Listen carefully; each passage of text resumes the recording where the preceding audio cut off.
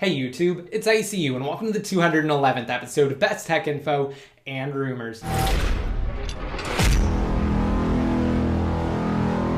Alright, to start off, there's a lot to talk about in this week's episode, mostly because of Apple's recent October 16th media event at which they not only unveiled the future of their iPad hardware lineup, being the iPad Air 2 and the iPad Mini 3, but they also discussed iOS 8.1, OS X Yosemite, and a few Mac updates. And I wanted to really talk about iOS 8.1, how it may affect jailbreaking, and a few things related to jailbreaking more toward the end of this episode, so just be sure to stick around for more details on that. I will also have an annotation on the screen now that you can actually click to fast forward to that segment of the video, and there will be another annotation after that portion to come back to where you left off. So I just wanted to get that out of the way first, and now let's talk about the new iPad models. So on Thursday, Apple announced not only the iPad Air 2, but also the iPad Mini 3. And as far as the design is concerned, the iPad Mini 3 is exactly the same as its predecessor, the second generation or the Retina iPad Mini. However, the iPad Air 2 does sport a thinner profile. It measures in at merely 6.1 millimeters in thickness versus 7.5 millimeters for the iPad Mini 3. The Air 2 also weighs just 0.96 pounds, and Apple is able to achieve this reduced profile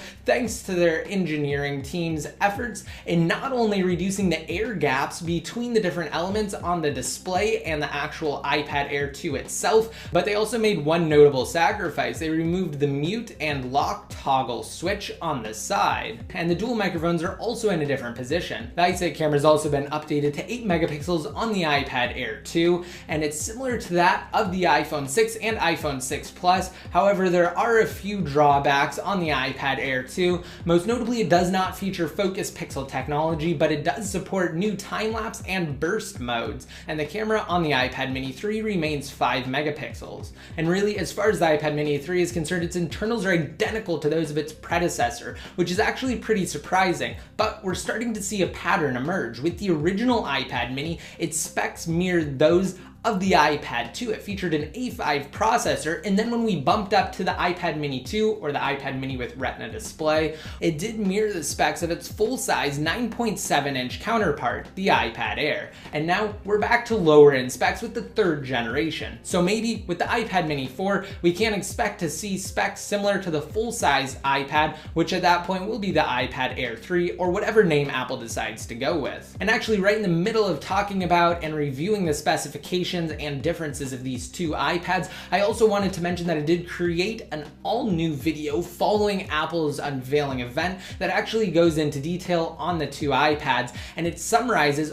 all of the differences in just 2 minutes. And also it mentions all of the additions. So if you happen to miss out on that and you haven't seen it yet, I highly recommend watching it. I am going slightly more into depth in this video, but there are things that I'm actually not going to mention. So if you're interested in the new iPads, I do recommend watching that one in addition to this one. Alright, and back to the Air 2, aside from its reduction in both thickness and weight, it does feature something else that's pretty notable over its predecessor, being the original iPad Air: its display. Now, it wasn't increased in resolution or pixel density. It still has a 9.7-inch 2048 by 1536 display. However, it is fully laminated, and Apple has used a new custom-designed anti-reflective coating that's able to reduce glare by up to 56%.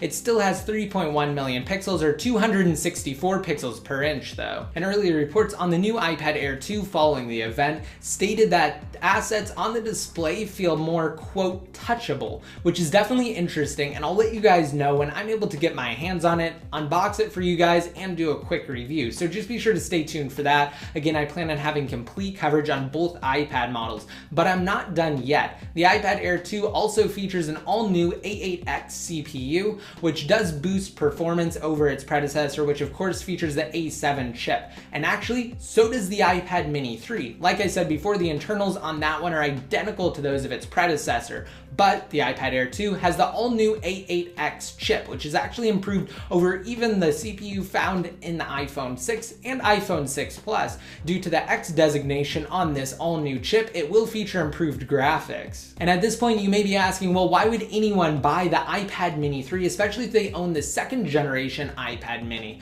Well, as I mentioned previously, both of the new iPads sport Touch ID, which will allow for securely unlocking your device using your finger. However, remember, fingerprint data is encrypted and stored locally on a portion of the chip called the Secure Enclave. It's never available to third-party apps, and the fingerprint in its entirety isn't even stored. Again, an encrypted representation of your fingerprint is what actually allows for unlocking it, verifying purchases, and also interacting with third-party apps, but like I said, they don't have access to the fingerprint data stored on the Secure Enclave. So while this is a comparison without the devices between the two, the iPad Air 2 is absolutely the winner. The iPad Mini 3 will most likely be for those who are upgrading from something like the original iPad Mini or even an older iPad and they don't want the full-size 9.7-inch iPad. But for me personally, I'm going to go with the iPad Air 2. I will get the Mini 3 for you guys to do some unboxing reviews and comparison videos with. And now let's talk about something else that was announced during the event, X Yosemite. It was actually released and it's available as a free download inside of the Mac App Store. So any Mac that has access to the Mac App Store will be able to update to X Yosemite or OS 10.10 completely for free. And I've been using it for quite some time now on my Mac Pro, which is actually back there. That's the computer that's powering these two displays. There was some common misconception between a few of my viewers in last week's episode. This is actually just one computer, again with two displays. But like I said, I've been using it for a while now. I absolutely love Yosemite. It introduces a plethora of enhancements, most notably a complete design change to match the more flat appearance of both iOS 7 and iOS 8. It also introduces continuity via handoff, which will allow you to actually use different applications between your iPhone, iPad, and Mac seamlessly. So let's say, for instance, you have a document open via the Notes app and you're working on it on your iPhone 6. You go over to your Mac and you go to unlock it and you'll actually be able to access it from the dock. You'll see a new icon to the left of your dock and you'll be able to take over from where you left off. So we'll open up the Notes application. And the same thing goes for other apps from Apple like Pages, Safari, Numbers, and more. But continuity doesn't stop there. There are actually some other things rolled into it as well, such as the ability to make calls on your Mac or on your iPad, which is an absolutely awesome experience. It uses your phone and it essentially uses the other device that you're making the call on as a speakerphone. At least that's how Apple put it. I've used it a number of times now between my iPad and my Macs. It works absolutely great and it's incredible and strangely liberating to be able to make a call on your iPad. And now, as for iOS 8.1, which is also discussed during the event, it will be released on Monday, October 20th. So this coming Monday. It's a major release, and as far as the significant features are concerned, it will include SMS and MMS forwarding, which will allow you to send regular text messages from your Mac or from your iPad. It will also have Instant Hotspot, which intelligently tethers your iPhone with your Mac, iCloud Photo Library Beta, which can store all of your photos in the cloud provided you have enough storage space. But more importantly, with 8.1, Apple Pay will finally launch, and I'm going to do a video on it for you guys, so be sure to stick around for that. I'm not sure when it'll be out, however, because I will have to test it a couple of times, and I'll have to see how it works for real-world applications. So again, just be sure to stay tuned. I'll keep you guys updated on the status of that one, though. Next, during the event and following it, Apple actually released an all-new iMac with a 5K Retina display, and it starts at a 3.5 GHz i5 processor that's upgradable to a 4 GHz i7 CPU. And as for the screen, it's a 27-inch Retina 5K display at a resolution of 5120 by 2880. Apple claims that it's the highest resolution of any computer, and it has 14.7 million pixels. I actually ordered one following the event. I already received it. I'm recording this episode on Friday. Following this, I'm going to actually unbox it and do a quick review on it for you guys. So that video should already be up on my channel now. I will have a link to it down below in the more info. Be sure to watch it. I highly recommend checking it out. This computer will be absolutely amazing, but it's not really going to be designed for a lot of video editors, more like those in photography. However, the higher end model will be able to handle things like video editing and animation. Here's what a 5K image looks like though, but unless you actually have a 5K display, you won't be able to truly appreciate how incredible it looks. I personally would have preferred it if Apple had updated their Thunderbolt display, which hasn't been in quite some time, to feature a display panel that's similar to the one found on the all-new iMac. Now, the Mac Mini was also updated to provide a spec refresh to keep things current. And aside from Apple, Google announced their latest Nexus devices and made them available for pre-order. So we now have the Nexus 6 and the Nexus 9. The 9 is a tablet and the 6 is actually a 6-inch phone. So it's an incredibly big display, even bigger than the one found on the iPhone 6 Plus, which is 5.5 inches. And in addition to those two, they also announced their new Nexus player. So now let's talk about jailbreaking. As most of you know, the Evaders are the longtime jailbreak developers on the scene.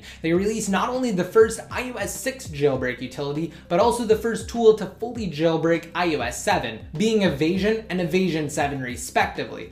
Following the release of Evasion 7, however, Apple issued iOS 7.1, which effectively patched a number of exploits utilized in Evasion 7 to achieve an untethered jailbreak on iOS 7.0 through 7.0.6. And after that, a newcomer to the jailbreak scene released their all-new tool called Pangu, and the dev team actually goes by the same name, the Pangu team. They're based out of China and they're funded by a third-party Chinese company with other monetary interest in jailbreaking. So we have two main teams working on the next untethered jailbreak. They're in development stealth mode, so to speak, right now, however, and they're keeping things pretty tight-lipped. But we do know for sure that they're actively discovering new vulnerabilities for potential exploitation in upcoming jailbreak utilities. Also, with the all-new iPhone 6 and iPhone 6 Plus having recently been released, and the new iPad Air 2 and the iPad Mini 3, as well as iOS 8.1 on the horizon, all of the pieces to the puzzle are starting to fall into place, and the dev teams will have all that they need to actually create a new jailbreak utility. Especially considering the fact that the iPad Air 2 features a new A8X chip, they'll need to get their hands on that and test it first before they can properly create a jailbreak utility that supports all devices. Once they've successfully achieved that, there will be a testing period, and then hopefully we'll see a jailbreak utility sooner than in years past. To provide a timeline for you guys, we're currently in the month of October, and last year, Evasion 7, the first untethered jailbreak for iOS 7.x, wasn't released until close to the end of the year in December. So just be sure to stay tuned. I will keep you guys fully updated on the status of the jailbreak development along the way. Also, be sure to watch my recent jailbreak update video, as there's a lot of good information there related to 8.0.2, the latest public firmware as of now, and iOS 8.1, which will be the latest public firmware starting Monday. So again, check that out. It's listed on my channel. You can also find a link to it down below in the more info. And now moving on, I wanted to talk about Free App Life.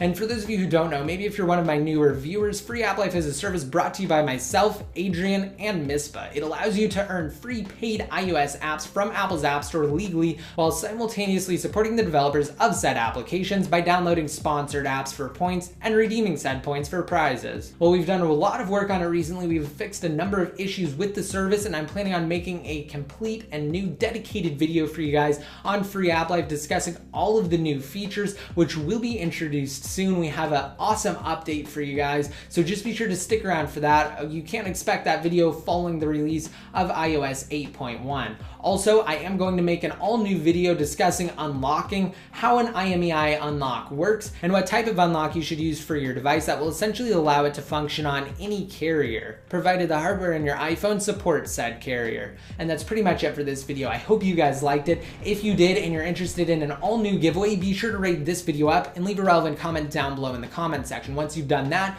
download Free App Life by visiting bit.ly/getfreeapplife or freeapplife.com inside of mobile Safari. After hitting download and install, press the home button, open the app, and if you're on iOS 8, download and install the temporary secure profile, which is strictly used for associating your device with its proper account in a more secure manner on the latest firmware. It's never even installed on your device, as it's immediately deleted once your account has either been created or reassociated. After that, simply download sponsored apps for points, and again, refer friends to earn even more points, which can then be used for various prizes. Like I said before, including paid apps, gift cards, and electronic devices. And as far as the giveaway is concerned, it will either be an iPad Air 2 or an iPhone 6 Plus. What do you guys think? Let me know down below in the comments section.